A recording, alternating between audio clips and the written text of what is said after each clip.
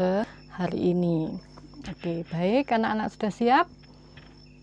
Baik, puji Tuhan, Bu Guru berharap anak-anak selalu siap dalam menerima pelajaran hari ini. Sebelum kita mulai, anak-anak silahkan mengisi absen yang sudah Bu Guru bagikan di WA Group. Ya, linknya seperti yang ada di dalam slide ini, tapi sudah Bu Guru kirim di WA Group. Silahkan anak-anak mengisi terlebih dahulu. Oke, baiklah anak-anak, kalau absen sudah terisi, ya, kita akan bersama-sama mulai pelajaran hari ini dengan berdoa. Mari anak-anak, Bu Guru yang akan mengantarkan kalian di dalam doa, dan nanti akan kita akhiri dengan mengucapkan doa Bapa kami bersama-sama. Mari kita berdoa, lipat tangan, tutup mata, tundukkan kepala. Bapa di dalam surga, kami bersyukur kepadamu. Tuhan akan menolong kami di dalam kami menerima pelajaran hari ini. Berkati kami ya Tuhan, kiranya Tuhan senantiasa memberikan kecerdasan bagi kami. Dalam nama Yesus kami berdoa, haleluya, amin. Mari kita ucapkan doa Bapa kami. Bapa kami yang di surga, dikuduskanlah namamu, datanglah kerajaanmu, jadilah kehendakmu di bumi seperti di surga. Berikanlah kami pada hari ini makanan kami yang secukupnya, dan ampunilah kami akan kesalahan kami, seperti kami juga mengampuni orang yang bersalah kepada kami. Dan janganlah membawa kami ke dalam pencobaan, tetapi lepaskanlah kami daripada yang jahat, karena Engkaulah yang empunya kerajaan dan kuasa dan kemuliaan sampai selama-lamanya. Amin.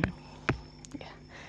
Baik anak-anak, hari ini kita akan membahas masuk di dalam pembelajaran 6, yaitu dengan materi memberi dengan rela dan hati yang gembira. Diambil dari 1 Tawarik 29 ayat 1-9 dan 2 Korintus 9 ayat 6-19. Oleh karena itu, anak-anakku siapkan Alkitab, buku pelajaran, ya ini, alat tulis, dan anak-anak juga siapkan buku paket kalian supaya nanti anak-anak bisa sambil menyimak bukunya, ya. Oke. Baik. Nah, sebelum kita masuk lebih lanjut, anak-anak, Bu Guru akan menyampaikan kompetensi dasar yang akan kita capai dalam pembelajaran ini. Kompetensi dasar yang akan kita capai ada 4, mencakup 4 kompetensi, yaitu kompetensi spiritual, kemudian kompetensi sosial, kemudian pengetahuan, dan yang keempat keterampilan. Nah, kita lihat sama-sama. Ini harus tercapai ya anak-anak. Yang pertama, meyakini ibadah yang berkenan kepada Allah. Ini masuk dalam kompetensi spiritual. Kemudian mengembangkan sikap beribadah yang berkenan kepada Allah. Ini masuk dalam kompetensi sosial. Yang ketiga, memahami arti ibadah yang berkenan kepada Allah. Ini masuk kompetensi pengetahuan. Dan yang terakhir, melakukan ibadah yang berkenan kepada Allah. Berarti ini masuk dalam kompetensi keterampilan, ya. 4 kompetensi dasar ini yang akan kita capai nanti setelah kita selesai dalam pembelajaran. Selanjutnya anak-anak, kita lihat tujuan pembelajaran hari ini. Setelah kita selesai mengadakan atau selesai melaksanakan pembelajaran 6 ini, tujuannya adalah yang harus kalian capai, yang harus kita capai. Yang pertama, siswa dapat menjelaskan persembahan dalam ibadah Kristen. Itu yang pertama. Yang kedua, siswa dapat menyebutkan jenis-jenis persembahan kepada Tuhan dalam kekristenan. Yang ketiga, siswa dapat menjelaskan sikap hidup yang memberi persembahan atau memberi dengan sukarela dan dengan hati yang sukacita. Yang keempat, siswa dapat membuat rancangan kegiatan yang menunjukkan penghayatan memberi persembahan. Tujuan pembelajaran yang akan kita capai dalam pelajaran, dalam pengajaran hari ini, pembelajaran 6 ada 4. Nah, ini yang harus yang akan kita capai bersama-sama setelah selesai pembelajaran ini. Oleh karena itu, anak-anak simak baik-baik pembelajaran hari ini, simak buku kalian, kemudian simak Alkitabnya, direnungkan, dan kemudian nanti akan kita praktekkan di dalam tes ya. Lanjutnya anak-anak, sebelum kita masuk dalam pembahasan, Bu Guru akan memberikan soal sebagai pretest atau tes awal. Caranya anak-anak, karena kalian berada di rumah, anak-anak tulis jawabannya dan dikirimkan ke WA ya, dikirimkan ke WA grup atau boleh ke WA pribadinya Bu Sartiah. Yang pertama, apakah artinya persembahan dalam kekristenan? Jelaskan ya. Persembahan menurut kekristenan itu apa? Jelaskan. Kemudian soal yang kedua, sebutkan macam-macam persembahan dalam kekristenan. Kalian kan setiap minggu ke gereja. Ada berapa macam atau ada persembahan apa saja yang kalian ketahui dalam kekristenan? Nah, jawabannya silahkan tulis di WA dan dikirimkan ke WA grup ya, ke WA grup atau boleh saja kalau dikirim ke WA-nya Bu Sartiah. Oke. Ya, Bu Guru tunggu sambil nulis 2 menit. Oke, tidak usah panjang lebar, tidak apa-apa, yang penting kalian tahu. Ya, sip. Oke, jawaban kalian tepat semua. Berarti kalian sudah paham tentang apa itu persembahan dan paham tentang macam-macam persembahan. Bagus, ya. Lanjut anak-anak. Sebelumnya mari kita mendengarkan pujian terlebih dahulu untuk kita boleh mengerti, kita mengetahui, dan nanti pujian ini tolong anak-anak simak, pahami, kalau bisa kita ikuti bersama-sama.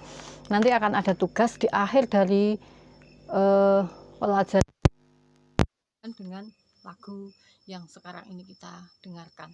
Ya.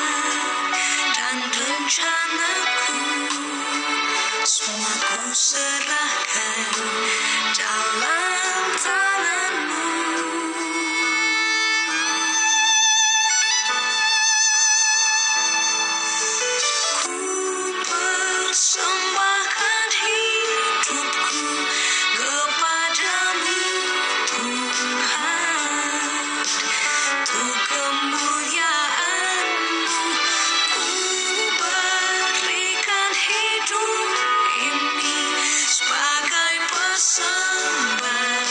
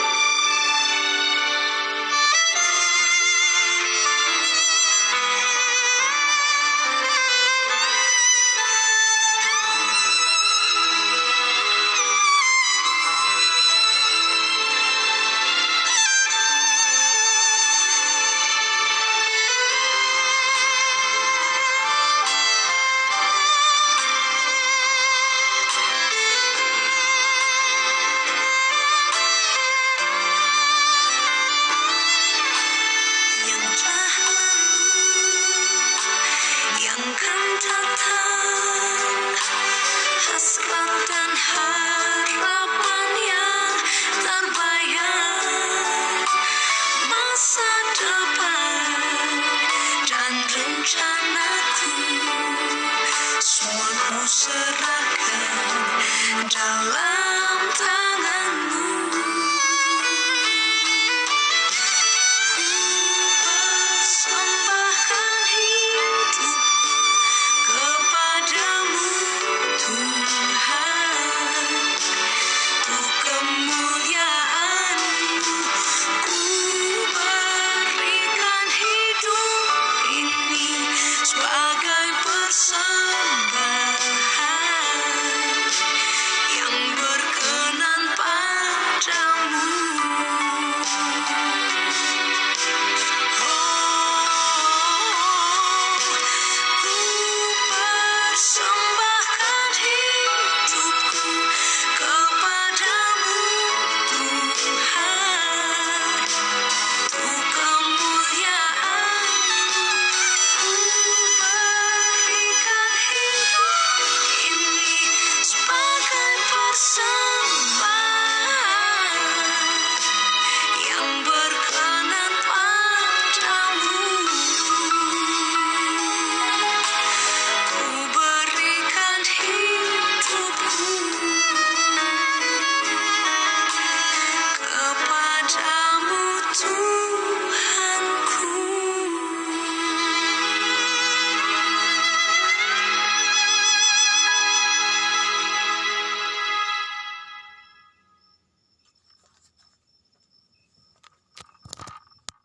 Oke, baik, kita sudah mendengarkan pujian bersama-sama.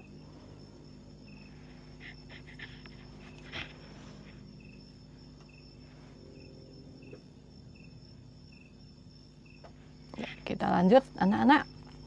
Anak-anak tolong buka buku ringkasan materinya pembelajaran 6 halaman 49 sampai 52. Yang kita akan lanjut, kita akan masuk dalam persembahan. Apa itu persembahan?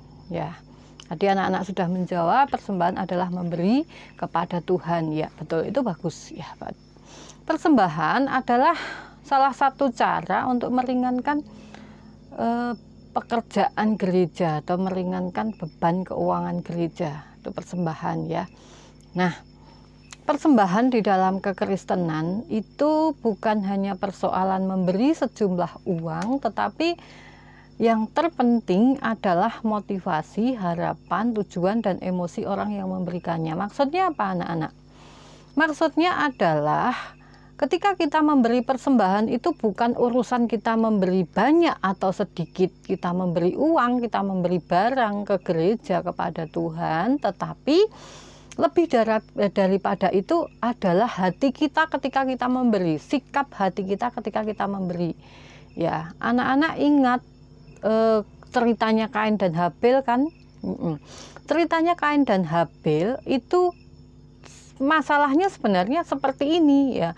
Sikap hati ketika memberi diawali dari situ. Kenapa persembahan Kain tidak diterima oleh Tuhan sedangkan persembahan si Habil diterima? Karena persembahan Kain, karena Kain ya pada waktu memberi persembahan itu dia tidak tulus hati seperti yang dilakukan Habil, ya. Dia hanya biasa-biasa saja begitu. Jadi dalam memberikan dia hanya ini sudah rutinitas, setiap tahun, setiap bulan, setiap panen saya juga memberikan persembahan ini kepada Tuhan dan ini sudah hal yang biasa begitu, ya anak-anak. Jadi tidak merasa ini ya, harus saya berikan dengan sungguh-sungguh, seperti itu tidak, ya. Makanya Tuhan tidak mengindahkan persembahan Kain, sementara Habil memberi dengan sukacita, dengan tulus hati, bahwa ini benar-benar saya berikan kepada Tuhan dengan ketulusan hati saya. Nah, awalnya dari situ sampai akhirnya dari kesalahan Kain sendiri, tapi akhirnya Kain iri hati dan membunuh si Habil. Nah, jadi memberikan persembahan dalam kekristenan, ya, dalam iman kita kepada Tuhan itu bukan hanya sekedar kita memberi, kita memasukkan uang atau memberi barang yang kita miliki, tetapi lebih kepada sikap hati kita saat kita memberi kepada Tuhan. Ya, lanjut ya anak-anak. Oke. Dalam 1 Korintus 16 ayat 1 sampai 4, di sini kita akan lihat bersama-sama apa itu persembahan, ya. Dalam bahasa Yunani disebut Logeia. Anak-anak ingat, logeia itu pengumpulan uang artinya dalam bahasa Yunani, yang dikumpulkan oleh Rasul Paulus yang tujuannya untuk meringankan kemiskinan yang menimpa gereja di Yerusalem. Jadi pada saat itu, pada waktu itu, gereja di Yerusalem mengalami musibah kemiskinan. Dan jadi ditimpa musibah kemiskinan gereja di Yerusalem. Oleh karena itu, Rasul Paulus menggerakkan kepada jemaat-jemaat mengumpulkan uang yang dalam bahasa Yunani-nya logeia, itu tujuannya untuk meringankan beban mereka yang sedang tertimpa musibah kemiskinan, supaya mereka terangkat, jadi sedikit meringankan beban mereka. Nah, makanya itu tadi di depan sudah dijelaskan bahwa memberi persembahan itu adalah salah satu upaya untuk meringankan beban gereja, ya khususnya kalau ini dalam hal keuangan. Oke. Kemudian bentuk-bentuk persembahan, anak-anak ada apa saja bentuknya persembahan itu? Ada uang dan ada barang. Barang itu wujudnya apa? Macam-macam ya. Kalau misalnya gereja mau membangun, bisa dalam wujud kayu, pasir, semen, ya, barang yang bisa dipakai untuk pembangunan. Bahkan ya anak-anak kalau sering mendengar khotbah-khotbah Pak Pendeta itu mengatakan bahwa saya punyanya emas, saya berikan emas gitu ya.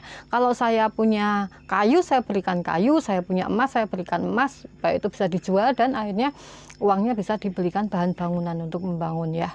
Anak-anak itu wujud barang. Kemudian ada yang namanya persembahan itu unduh-unduh. Itu biasanya dilakukan di gereja-gereja yang ada di pedesaan yang jemaatnya bertani. Jadi pada saat jemaat itu panen, ya mereka akan membawa hasil panennya dibawa ke gereja. Itu sebagai persembahan unduh-unduh. Jadi ada uang, kemudian ada barang. Itu persembahan bentuknya ya.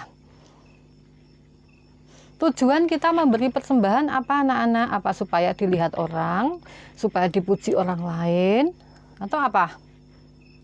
Supaya apa? Untuk apa? Untuk ucapan syukur ya, sebagai ucapan syukur kita. Karena apa? Karena Tuhan sudah memelihara hidup kita. Setiap hari kita diberkati Tuhan.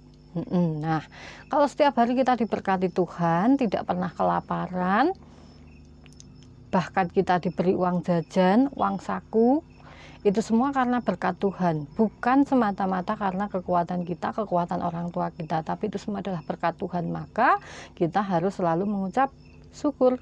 Nah, ucapan syukur diwujudkan dengan memberi persembahan. Jadi tujuan kita memberi persembahan itu supaya nama Tuhan dipermuliakan. Alasannya sebagai ucapan syukur kita karena Tuhan sudah memelihara hidup kita. Ya. Nah, itu sebagai ucapan syukur atas berkat-berkat Tuhan yang telah kita terima. Macam-macam persembahan anak-anak. Nah, kalau anak-anak menyimak buku ini ada di situ macam-macam persembahan. Ada persembahan apa anak-anak? Mingguan. Setiap minggu kan kalian ke gereja, ada di liturgi ada acara persembahan. Nah, di situ namanya persembahan mingguan, itu rutin setiap minggu diberikan. Ada persembahan istimewa, itu diberikan saat-saat hari istimewa, contohnya ulang tahun. Nah, ulang tahun terus memberikan persembahan sebagai wujud ucapan syukur. Kemudian persembahan buah sulung. Buah sulung itu hasil pertama dari kerja kita. Misalnya kita terima kerja gitu ya, gaji pertama yang kita terima itu kita berikan sebagai persembahan ya, namanya persembahan buah sulung. Itu persembahan hasil yang pertama yang kita dapatkan. Kemudian ada persembahan persepuluhan, 1/10 dari hasil kerja kita, gaji kita ya, apa yang kita miliki 1/10-nya itu miliknya Tuhan. Kalau misalnya gajinya 5 juta, berapa anak-anak persepuluhannya? 500.000.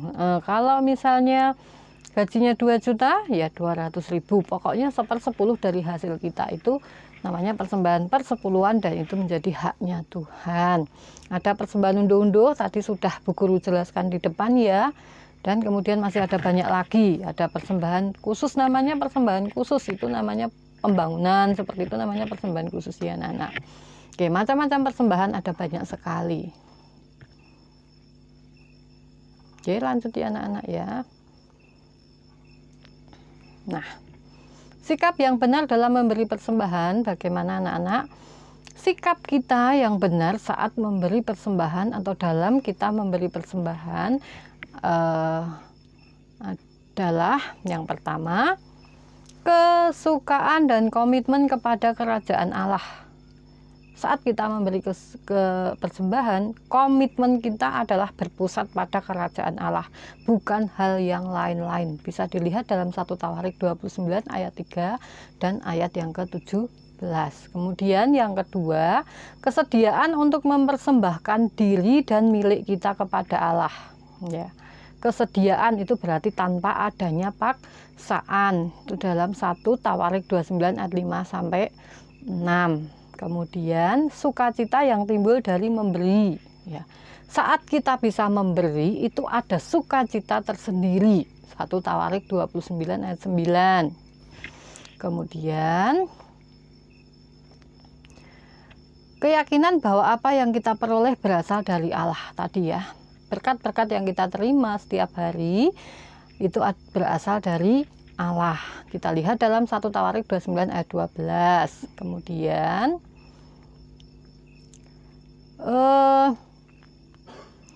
rasa syukur ya anak-anak ya. Kerelaan hati dan rasa syukur atas hak istimewa untuk ambil bagian dalam maksud kekal Allah. Kita menyadari kerendahan hati kita dan rasa syukur kita karena Allah memberikan hak istimewa untuk kita ambil bagian dalam maksud kekal Allah, dalam tujuan penyelamatan Allah, itu maksud kekal Allah. Kita sebagai mitra kerja Allah, sebagai manusia ciptaan yang paling sempurna, karena kita tidak sama dengan ciptaan-ciptaan yang lain ya. Sesama makhluk hidup pun kita berbeda. Kalau makhluk hidup yang lain ada ayam misalnya, ada kambing misalnya, ya ada hewan-hewan binatang, sama enggak dengan kita? Enggak. Pohon ya berbeda. Apa bedanya? Mereka butuh makan, butuh nafas, butuh ya. Sama, kita juga butuh makan, bisa bergerak, bisa. Nah, tetapi yang membedakan kita dengan makhluk-makhluk ciptaan yang lain adalah kita manusia diberi akal budi untuk kita berpikir, mengembangkan hidup kita supaya kita bisa mempermuliakan nama Tuhan. Oleh karena itu kita diberi hak istimewa untuk ambil bagian dalam maksud kekal Allah, yaitu penyelamatan akan dunia ini. Ya, kita harus memberi dengan kerendahan hati. Sikap kita adalah rendah hati. Nah, lanjutnya, kerelaan memberi yang muncul dari hati yang tulus dan hidup yang benar. Ya. Kerelaan untuk memberi muncul dari hati kita tanpa ada paksaan dari orang lain atau dari pihak yang lain. Ya. Keyakinan bahwa Allah berkenan untuk terus mengarahkan hati kita atau berdoa, minta pimpinan Tuhan kepada Allah, supaya Allah terus mengarahkan hati kita kepada kesetiaan kokoh kepada Dia yang pekerjaannya di dunia ini. Ya, jadi minta pimpinan, minta perkenanan Tuhan, supaya Tuhan mengarahkan hati kita kepada kesetiaan, ya, kepada kesetiaan kita, sehingga kita senantiasa ada terus di dalam pimpinan Tuhan, di dalam pertolongan Tuhan, diarahkan oleh Tuhan. Nah, baik anak-anak, kita akan lihat film pendek atau satu film cerita Alkitab, yaitu Salomo membangun bait Allah. Kita lihat contoh-contoh di sini ya, contoh-contoh ketika Salomo membangun bait Allah.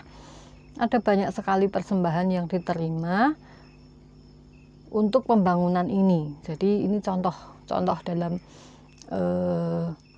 persembahan.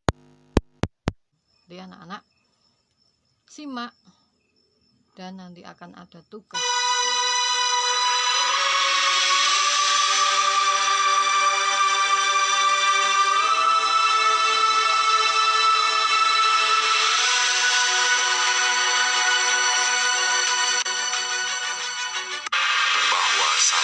Telah diurapi menjadi raja menggantikan ayahnya.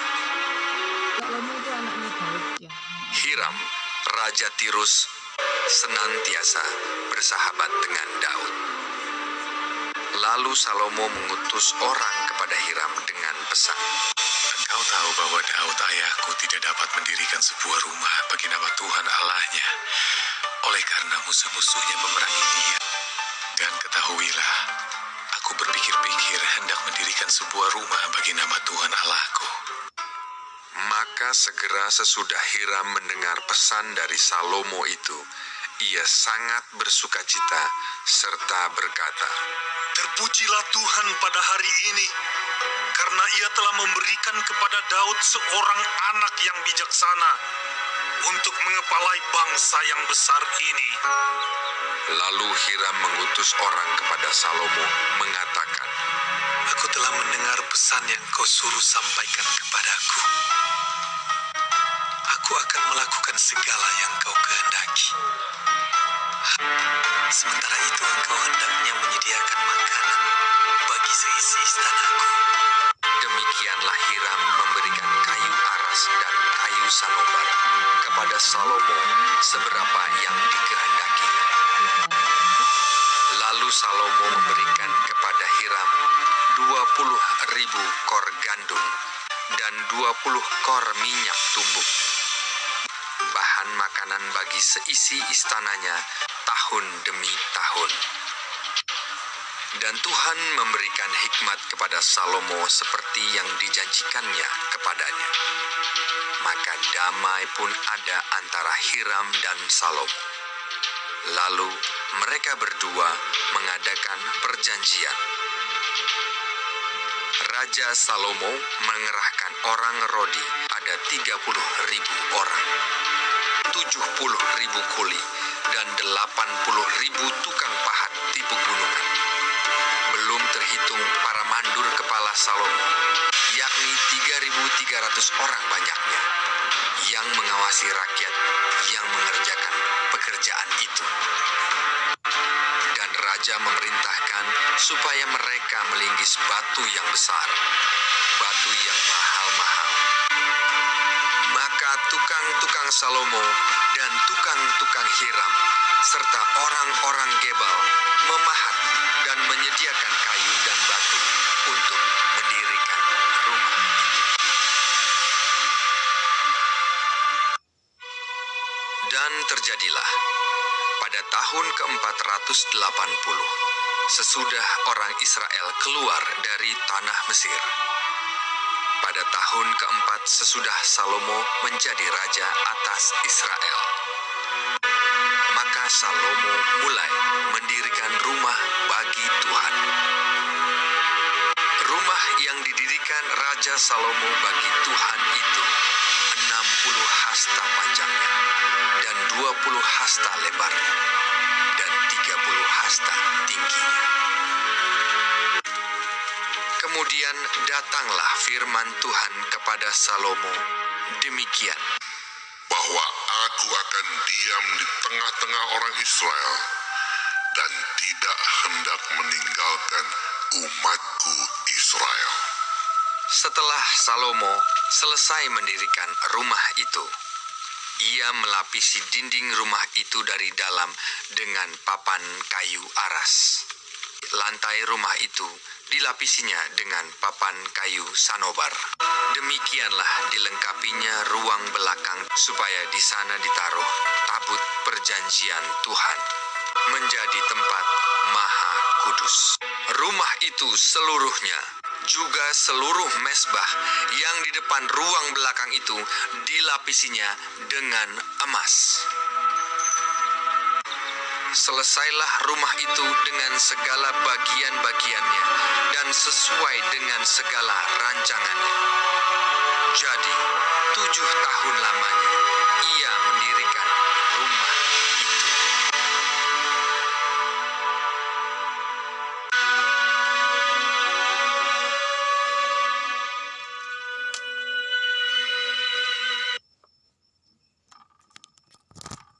Iya. Film barusan adalah cerita ketika Salomo membangun bait Allah. Di situ dia mendapatkan banyak, ya, mendapatkan bahan-bahan yang dipakai untuk membangun bait suci itu adalah persembahan dari jemaat, ya, persembahan dari jemaat. Oke. Anak-anak sudah memperhatikan semua, ya. Kita akan lanjut. Ya. Kita akan lanjut, yaitu syarat-syarat ketika ingin memberi persembahan menurut 2 Korintus 9 ayat 6 sampai 15. Kembali kepada 2 Korintus 9 ayat yang ke-6 sampai yang ke-15. Syaratnya apa toh ketika kita akan memberi persembahan kepada Tuhan, ya. Syaratnya adalah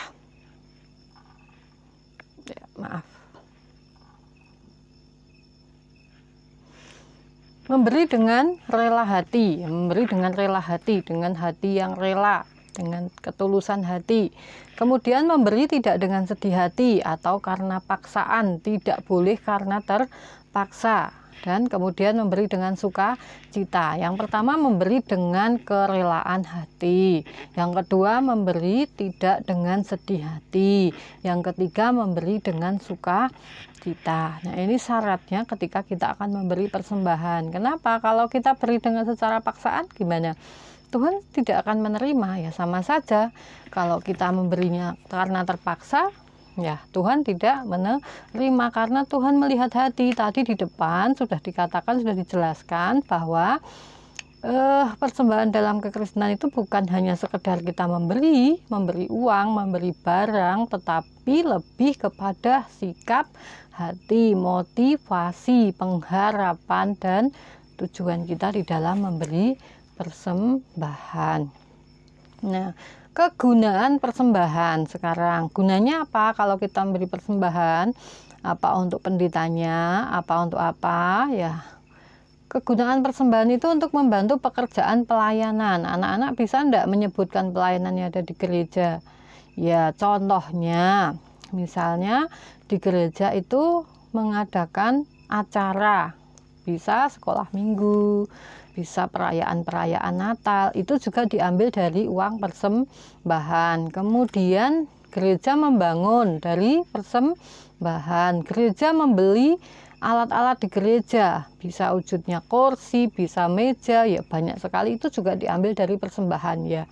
Itu namanya biaya pembangunan gereja. Kegiatan sosial, pernah enggak anak-anak mendengar dapat beasiswa dari gereja? Atau gereja memberi santunan kepada anak yatim piatu, atau gereja memberi santunan kepada panti-panti asuhan atau panti-panti jompo. Itu namanya kegiatan sosial. Dan untuk biaya pelayanan juga memerlukan biaya, ya. Misalnya ada acara seminar, juga membutuhkan biaya. Seminar guru-guru sekolah minggu atau seminar hamba-hamba Tuhan, ya, itu juga dibiayai dari persembahan di gereja. Itu gunanya persembahan. Nah, kunci sekarang yang terakhir dari pelajaran ini, kuncinya supaya kita bisa memberi dengan sukacita. Dalam 2 Korintus 8 ayat 9, yuk kita baca, ya anak-anak, ya. 2 Korintus 8 ayat yang ke-7. Buka Alkitabnya, anak-anak. 2 Korintus 9, 2 Korintus 8, ya anak-anak. 2 Korintus 8 ayat yang ke-7, Bu Guru bacakan. Maka sekarang sama seperti kamu kaya dalam segala sesuatu, dalam iman, dalam perkataan, dalam pengetahuan, dalam kesungguhan untuk membantu, dan dalam kasihmu terhadap kami. Demikianlah juga hendaknya kamu kaya dalam pelayanan kasih ini. Nah, kuncinya apa, anak-anak? Yesus ingin kita kaya dalam melakukan segala sesuatu. Tuh kuncinya, Yesus ingin kita kaya dalam melakukan segala sesuatu. Kaya bukan diukur dari banyaknya uang yang kita miliki. Kita punya uang yang banyak, tetapi ketika kita tidak punya hati untuk memberi, itu namanya kita tidak kaya di dalam Tuhan. Kemudian teliti dalam mengatur keuangan, ya, tidak asal. Jadi kita perlu buat perencanaan, ya, perencanaan terlebih dahulu, membuat perencanaan terlebih dahulu. Apa yang apa yang menjadi kebutuhan, dibedakan antara kebutuhan dan keinginan. Kebutuhan dan keinginan beda enggak anak-anak? Beda ya, beda. Sartia katakan kebutuhan dan keinginan itu beda. Kalau kebutuhan kita makan, ya asal kita punya makanan bisa mengenyangkan perut kita untuk bertahan hidup, itu kebutuhan. Tapi kalau keinginan, makannya harus enak. Nah, itu keinginan. Kebutuhan akan bisa berubah jadi keinginan. Kita butuh rumah karena kita tidak punya rumah. Ya, rumah tempat untuk berteduh. Terus kemudian diberi rumah yang sederhana. Terus kita inginkan rumah yang mewah. Nah, itu namanya keinginan ya. Bedanya di situ ya, anak-anak. Kemudian memberi dengan tulus. Ya, memberi dengan tulus, tidak mengharapkan imbalan, tidak dengan terpaksa, harus dengan kerelaan hati. Menyadari siapa yang akan kita tolong dengan keuangan kita ya, dengan keuangan kita sadar siapa yang akan kita tolong. Dan ketika kita memberi, kita jangan berharap sesuatu pun dari orang yang kita tolong, tapi yakinilah atau diniati dari saya memberi buat Tuhan, sehingga Tuhan sendiri yang bekerja. Kadang kita menuai bukan dari orang yang kita tolong, tapi kita bisa menuai dari orang lain, karena Tuhan bisa pakai orang lain untuk memberkati hidup kita. Ya, Tuhan bisa pakai orang lain untuk memberkati hidup kita. Kalau kita berharap imbalan dari orang yang kita tolong, kita akan kecewa. Tapi jangan pernah berharap ketika kita memberi pertolongan, tapi lakukanlah semua yang kita kerjakan itu untuk Tuhan dan bukan untuk manusia. Ya, oke. Nah, pelajaran kita sudah selesai, materi kita sudah selesai. Bu Guru akan berikan bahan diskusi buat anak-anak ya. Cara diskusinya bagaimana Bu Guru? Ya, cara diskusinya karena kita masih PJJ, kita masih online, kita masih daring, yang Karangalit, Rama, dan Satria menjadi satu. Jadi 2 orang mengerjakan satu. Hasilnya nanti dikirim ke WA-nya Bu Guru. Jadi ditulis, difoto, terus dikirimkan. Itu hasil pekerjaannya. Yang di daerah Banjaran jadi satu. Jadi per lokasi tinggal ya. Yang Banjaran jadi satu. Yang Banjaran ada Levi dan Bernat mengerjakan satu. Jadi secara berkelompok diskusinya bagaimana Bu? Apa kami harus datang? Kalau cuma 2 orang silahkan boleh datang. Tapi kalau tidak, kan kalian punya HP, bisa telepon, bisa video call, dibahas. Menurutmu apa? Menurut kalian satu-satu ya, misalnya di Karangalit menurut Satria apa, menurut Rama apa, kemudian ditulis. Nah, kalau datang boleh silahkan, karena cuma 2 orang ya anak-anak. Kalau 2 orang boleh ya, asal jangan berkelompok banyak. Dan Bu Guru mengingatkan pakai masker, jangan lupa hand sanitizer, dan sering-sering cuci tangan ya. Jadi anak-anak jaga diri ya, boleh berkelompok 2 orang, tapi anak-anak harus jaga diri, jaga kebersihan, bawa hand sanitizer, pakai masker ya, kemudian cuci tangan. Nah, bahan diskusinya apa? Yang pertama, pelajaran apa yang dapat kita ambil dari lagu Ku Persembahkan Hidupku tadi yang sudah kita dengarkan sama-sama? Pelajarannya apa toh? Kan setiap lagu itu ada kata-kata, kalimat-kalimat yang bisa kita pahami. Nah, di situ kita ambil. Wah, itu tadi syairnya gimana ya? Kalau enggak tahu, kalau enggak hafal syairnya, bisa diputar ulang atau kalian cari di Google, diketik lirik lagu Ku Persembahkan Hidupku, di situ ada.